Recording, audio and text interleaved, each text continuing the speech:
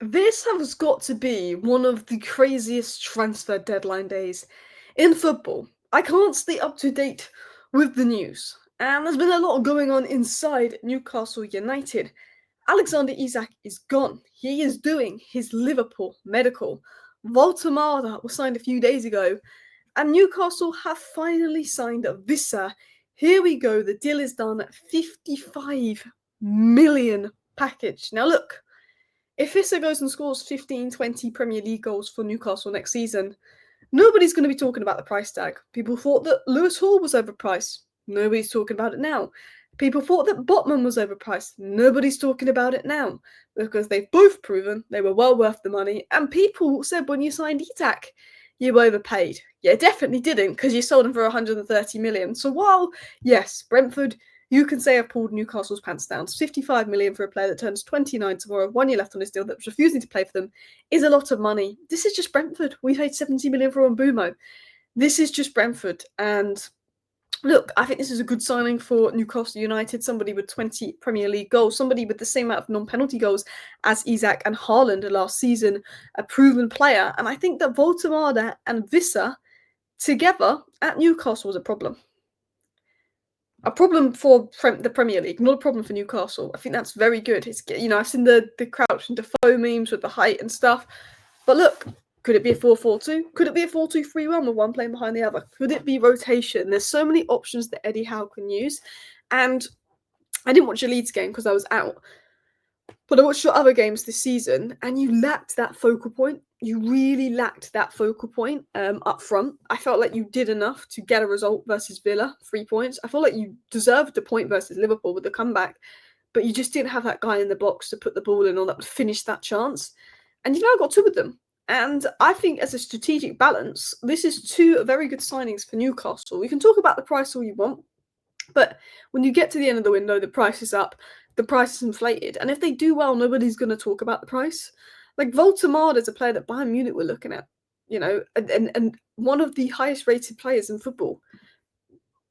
Wissa scored the same amount of non-penalty goals as Isak last season in a team that's worse. So you've got two signings that I think complement each other very well. Woltemade is 23. He's technically gifted, got good long-term potential, and profile-wise could be like Isak. Isak took a few months to get going at Newcastle. He wasn't the best in his first few months at Newcastle. And I think what's good about bringing in Wissa on top of Woltemade is it will take the pressure off Woltemade to come in right away, because nobody's going to fill the boots of Isak right away. That's just impossible. But it takes the pressure of Woltemade to come in and do this and do that, because you've already got Wissa that is versatile, flexible. Brentford and played a similar kind of system to how Eddie Howe will probably play in terms of a transitional impact. Wissa instantly takes that pressure off Woltemade. Woltemade was the guy that's the future Isak, the guy that's for the future. Vissa's the guy that's coming in to replace Callum Wilson, but also take that pressure off Woltemade. They can play together. Wissa can play and take the pressure off Woltemade. He can learn from Wissa. With Wissa, you're getting somebody that knows the league, that is good, is at the top now, that can play striker, that can play just behind the striker, that can play to the left, that is versatile. He thrives in partnerships. Him and Mbumo have played in the front two at times. Him and Woltemade can play in the front two at times. It gives Eddie Howe tactical versatility. It takes the pressure off Woltemade, and it gives him someone to learn from. And I think in that sense, it's really smart business, because he got 19 non-penalty goals, which is the same as Isak last season. Woltemade was unbelievable at the under-21 Euros. Is so technically good, technically gifted, can link play, drop deep, got a bit of the Berbatov in him. This is a proven good finisher. And the blend, I think, works. And look, if Newcastle want to play a 4-4-2, it works. If Newcastle want to play 4-2-3-1, and Woltemade goes behind Wissa is more of a 10, like João Pedro's done behind Delap at Chelsea last game, he can. And if you just want to play one or the other, rest and rotate, you can. I think that makes Newcastle more unpredictable. So let's talk about Wissa, and then we will talk about Woltemade. So Wissa, 19 open play goals, which matched the output of Haaland and Isak in a lower quality side. He was fantastic, had a good partnership with Mbumo. We know that Vissa's good at forming partnerships. I think he's got 49 Premier League goals and double-digit assists. So there's consistency in the 3 years he's had at the Premier League. There's a consistency there, but also he's durable and reliable. According to Twitter statistics, he's only missed 6 matches in the last 3 years compared to the 39 matches that Isak has missed via injury in the same period. And I think in a weird way, Wissa and Woltemade are not better than Isak. Isak for me is the best striker in the world. But when you look at Callum Wilson last season and how he's a walking injury, you look at Isak, fantastic player, but has a few injury issues. You could argue, like, none of them are better than Isak, but you could argue as a pairing, they're both an upgrade on Callum Wilson. As a pairing, it might be a better pairing to have in terms of reliability, durability, the ability to play together. You could argue that as a pairing, it's an upgrade. It's impossible to upgrade on Isak, but as a pairing, you could argue that. He can lead the line, he can play off the left, he can drop deeper, he can link play. The interesting thing about Wissa and Woltemade is they're both players that can drop deep. They're both players that can go. Well, I wouldn't say Woltemade can go out wide, but Wissa can go out wide. But they're both versatile players, and that gives Newcastle something different. Look, 55 million, yeah, you overpaid. But look, if he scores goals, no one's going to care. Brentford are Brentford. We paid 70 million for Mbumo. We paid 70 million for Sesko. I think you have to overpay in the market. Amari Hutchinson's going for 40 million to Forest. The fact that Amari Hutchinson, Ouattara, Jacob Ramsey have all gone for more than Garnacho, it just shows how bad Man United are selling. But the market is crazy right now with prices. Even Fernandez, who got relegated with Southampton, has gone for more than Garnacho, over 40 million. The market's just crazy. And when you look at the players that are going for 45 million, they were nowhere near as good as Wissa last year. It's just that I guess Wissa has 1 year left on his deal. So DataMB is one of my favourite sites, and this was posted on Twitter through DataMB, a bit of a comparison of Wissa and Isak to sort of get an idea. Isak is a better creator. Isak will get more assists. Isak had more touches in the box because he played for a more attacking side. But in the air, Vissa's better. If you're looking at someone to Nick Pope kicks it long and to hold up the ball from kicking it long and sustain pressure, Wissa is better at that. And I think with Newcastle struggling to break down low blocks and having a lack of a focal point in those opening games, well, there you go. So with Wissa, conversion rate, I think Isak's one of the best finishers in world football, but Vissa's not far off, which just shows how good Wissa is. Non-penalty XG, Isak's a bit higher, but him and Wissa had pretty much the same amount of goals for non-penalty goals. Off duels as well, Wissa is a good duel winner. Vissa's probably a little bit physically better than Isak. Isak's better in terms of technicality, linking up play, but in terms of physicality, Wissa is better in that sense.